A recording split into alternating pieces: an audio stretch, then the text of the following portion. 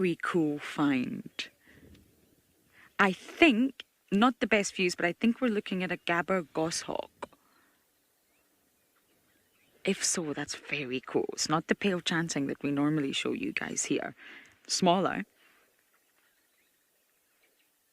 It was perched up on the tree, but I don't quite know what it's looking for actually. Because if it is a Gabar Goshawk, they normally rob nests. Especially weaver and quelea nests. Maybe he's just thinking of snacking on some insects. I'm not sure. Ravi's suggesting reversing. Maybe forward. Forward. It's always risky when you've got a bird. It would be nice if it just went back to that perch again. You could see the really heavy bars across the tail. Shall we risk it? Okay. We're gonna risk it. Forward, Dav, yeah?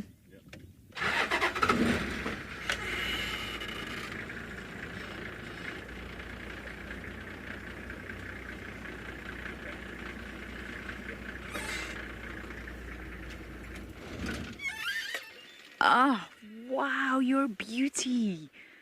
Look at you. You see the heavy bars that I was talking about? It were really, really striking black and white bands, thick bands as well.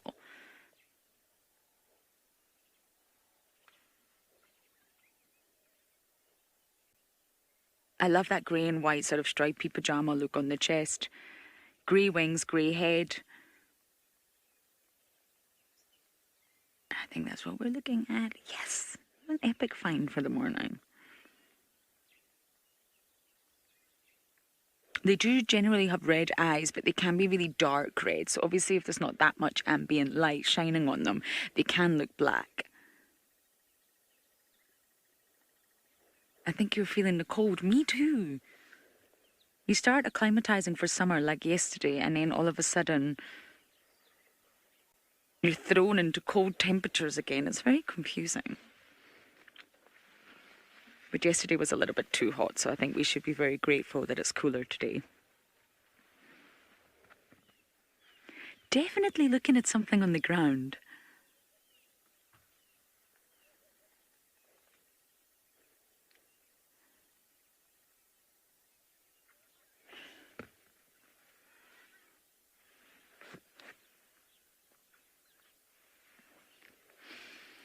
Kit Kat, you think that this goshawk is like the zebra of the bird world with those stripes. I guess we can go with that. The zebra goshawk. Do you like it? We're not sure. We're not sure. But yes, those stripes, are striking. And that's one way to really sort of identify this bird. Because there's a few goshawks that, I mean, you can definitely tell it's not the pale chanting goshawk that we normally see, even although the coloration may be the same. But some can look very similar from a distance. The lizard buzzard, for example, Gabar Goshawk, shikra, they can all look very similar if you're not sort of paying enough attention. Or if you just can't see clearly enough. And that's the same across the board for a lot of these birds, especially raptors. A lot of them are very similar until you can pick out detail. So if you're looking at a long distance visual and you maybe just can't see the detail of the eye color or the gape or a specific marking on the body, what are you up to?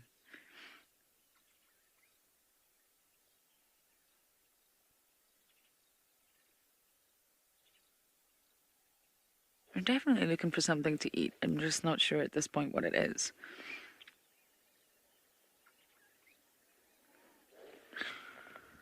We were actually going to film zebra and then we spotted this bird and we realized this is really cool.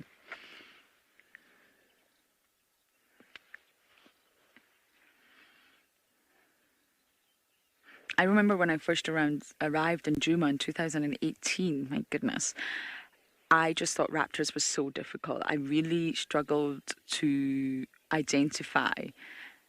And I didn't realize that it takes time to pick out the features. There are numerous raptors that look very similar.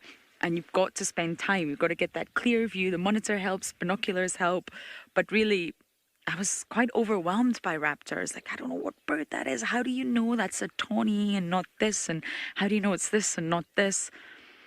And it takes time. Oh, nice one, Dobby. Look at that tail from the other side.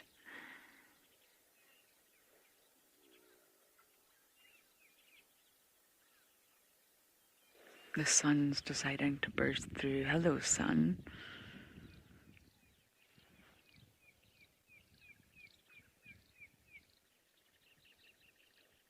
We had the most wonderful sighting with a steppe eagle yesterday as well. So there are raptors here, definitely. I guess it's just a huge area.